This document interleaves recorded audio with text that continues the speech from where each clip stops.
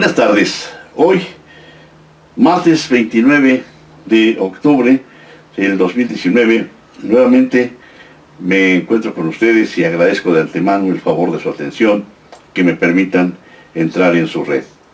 Hoy hablaremos del artículo 344, o a partir del 344, en donde se habla del desarrollo de la audiencia intermedia. No sin antes quisiera yo hacer una breve reflexión en torno al contenido del artículo 343, que dice unión y separación de la acusación. Dice: cuando el Ministerio Público formule diversas acusaciones que el juez de control considere conveniente someter a una misma audiencia de debate, siempre que ello no perjudique el derecho de defensa, podrá unirlas y decretar la apertura de un solo juicio si ellas están vinculadas por referirse a un mismo hecho, a un mismo acusado, o porque deben ser examinados los mismos medios de prueba. El juez de control podrá dictar autos de apertura de juicios separados para distintos hechos o diferentes acusados que estén comprendidos en una misma acusación, cuando, de ser conocida en una sola audiencia del debate, pudiera provocar graves dificultades en la organización o el desarrollo de la audiencia del debate o afectación del derecho de defensa, y siempre que ello no implique el riesgo de provocar decisiones contradictorias. ¿Qué sucedería, tomando en consideración la proposición prescriptiva que acabo de leer?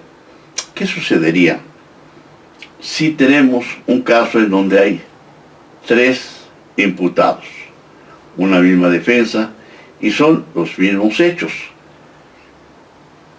A los tres se les considera como partícipes. Quien presenta la inicial imputación es un individuo que señala a varias personas. Dentro de ellas, repito, están estas tres.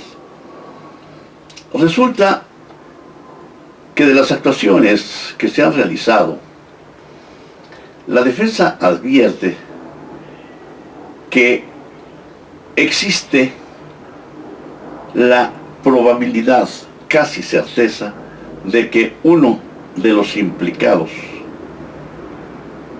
no participó en los hechos, es decir, hay un elemento de prueba, repito, junto con los demás elementos que permiten racionalmente pensar que esta persona sí puede acreditar en una audiencia que sería de solicitud de sobreseimiento parcial. ¿Por qué parcial? Porque, repito, son tres personas, solamente una, tenemos la, diríamos, certeza de que no participó.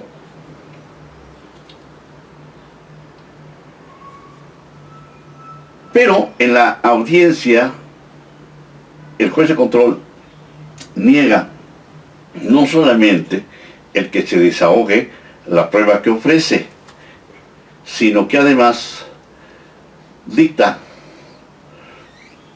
una negativa, es decir, el proveído en relación a la audiencia de sobreseimiento parcial va en el sentido negativo, niega la libertad a esta persona.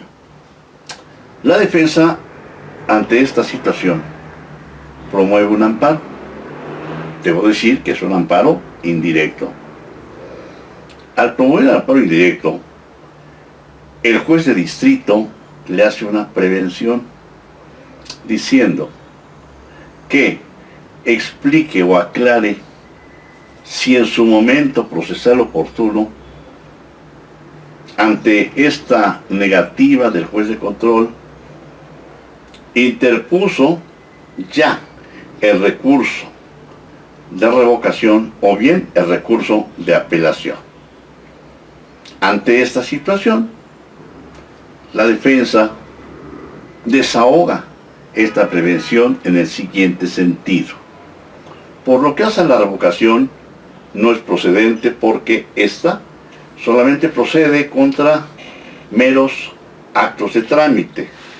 En caso de la apelación, el catálogo contenido en el Código Nacional de Procedimientos Penales no contiene esta hipótesis. Por tanto, no es procedente recurso alguno.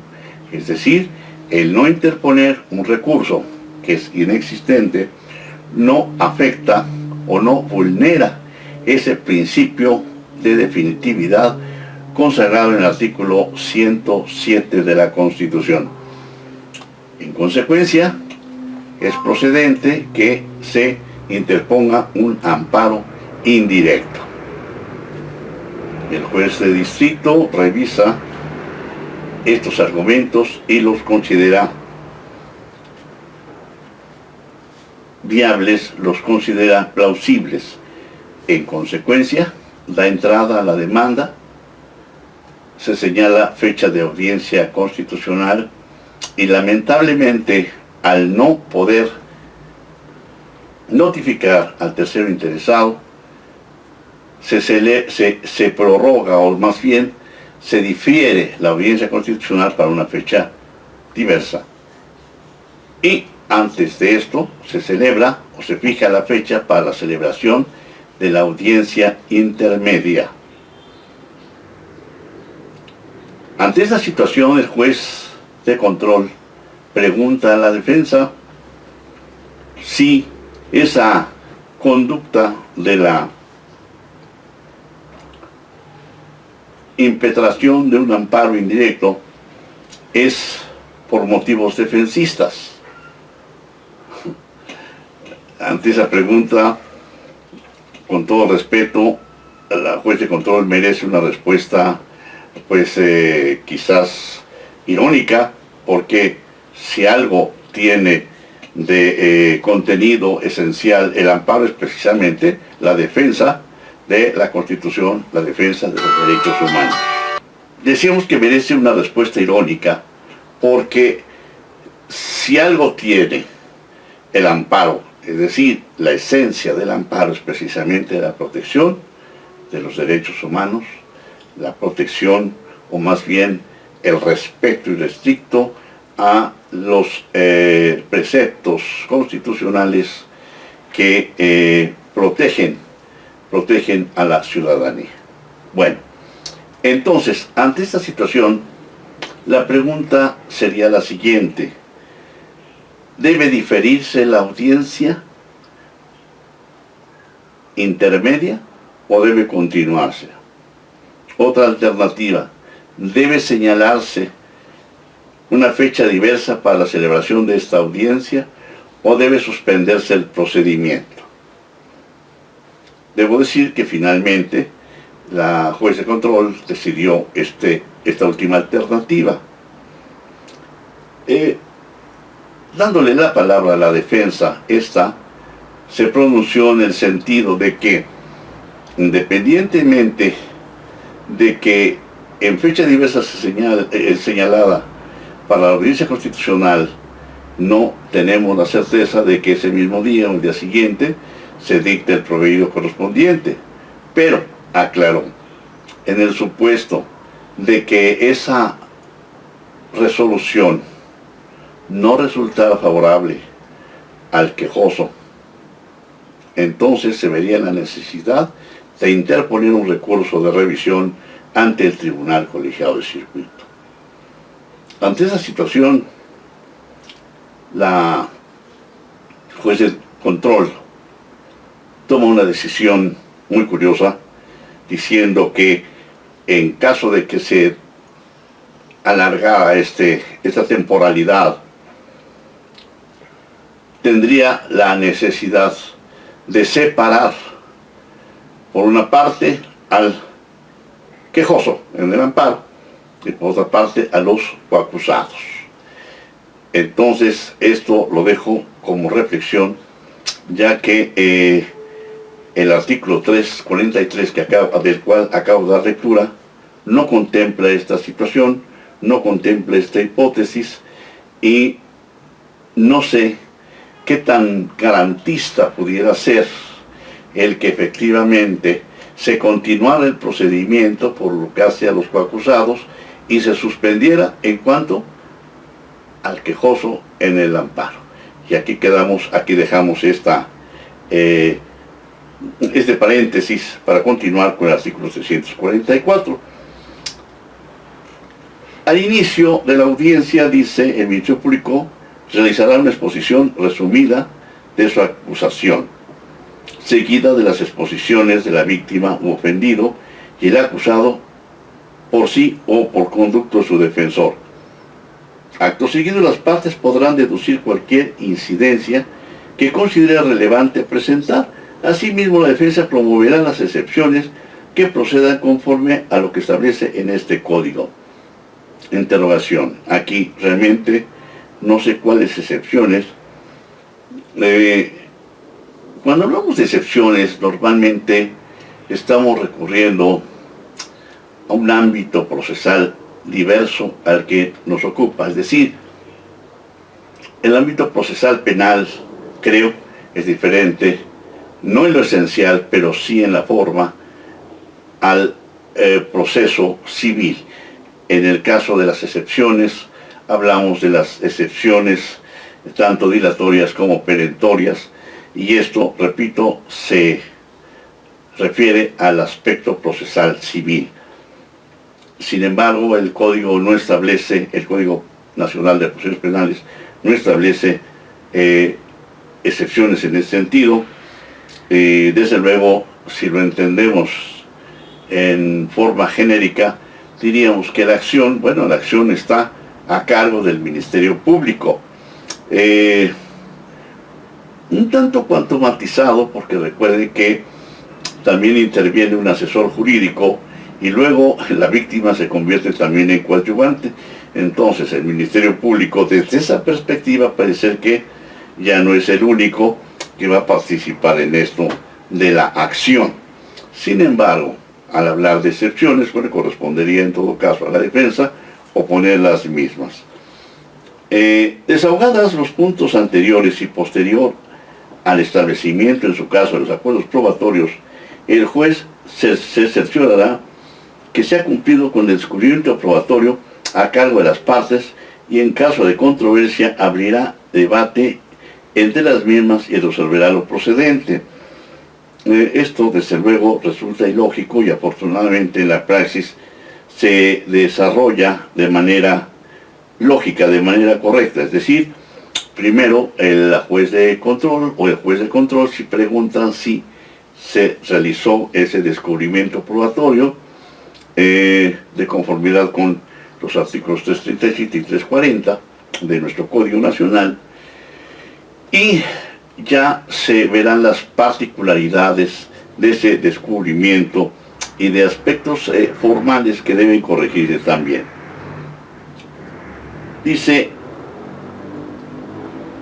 si es el caso que el Ministerio Público o la víctima ofendido ocultaron una prueba favorable a la defensa, el juez, en el caso del Ministerio Público, procederá a dar vista superior para los efectos conducentes. De igual forma, impondrá una corrección disciplinaria a la víctima u ofendido. Acuerdos probatorios, 345.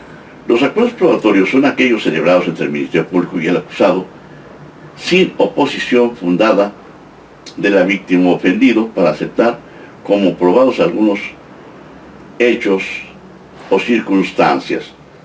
Si la víctima ofendida se opusieran, el juez de control determinará si es fundada y motivada la oposición. De lo contrario, el Ministerio Público podrá realizar el acuerdo probatorio. El juez de control autorizará el acuerdo probatorio siempre que lo considere justificado por existir antecedentes de la investigación con los que se acredite el hecho. En este caso, el juez de control indicará en el auto de apertura a juicio los hechos que tendrán por acreditados a los cuales deberá estarse durante la audiencia del juicio oral.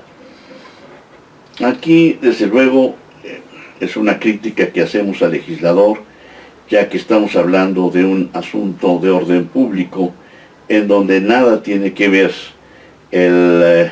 el acusado, la víctima o el ofendido en relación a ese acuerdo, porque recordemos que la figura principal es el agente de Ministerio Público. No perdamos de vista la institución Ministerio Público. El asesor jurídico es una figura montada, pero que bien podríamos entender que va en relación más a la reparación del daño, es decir, más al ámbito efectivamente civil, que pudiera haberse manejado de forma diferente, ya que esto, repito, es de esencia civil. Sin embargo, bueno, aceptemos la existencia de ese asesor jurídico, la manifestación también de un ofendido o de una víctima, pero esto, repito, es de orden público, no tiene que ver nada. Sin embargo, también se señala que la oposición de la víctima ofendido tendrá que ser debidamente fundada y motivada.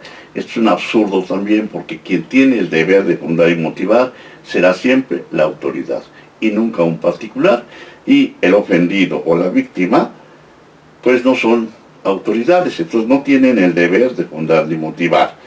Sin embargo, repito, simplemente esta compostura que se hizo es una manufactura que no tiene sentido alguno, es ilógica y es absurda. Es decir, la víctima ofendido no tienen por qué pronunciarse en sentido alguno en relación a un acuerdo probatorio. ¿Por qué? Porque un acuerdo probatorio lo que tiene que, la finalidad que tiene es precisamente realizar de manera pronta, de manera expedita, un proceso. Esto está conforme a lo establecido en el artículo 17 constitucional. Por lo tanto, repito, esta prescripción contenida en el artículo 345, en su párrafo segundo, me parece que es algo postizo, algo sobrante y algo innecesario. Exclusión, dice, de medios de prueba para audiencia de debate. Una vez examinados los medios de prueba ofrecidos y de haber escuchado a las partes, el juez de control ordenará fundadamente, aquí sí es fundadamente porque es autoridad, que se excluyan de ser rendidos en la audiencia de juicio aquellos medios de prueba que no se refieran directo o indirectamente al objeto de la investigación y sean útiles para el esclarecimiento de los hechos, así como aquellos en los que se actualice alguno de los siguientes supuestos.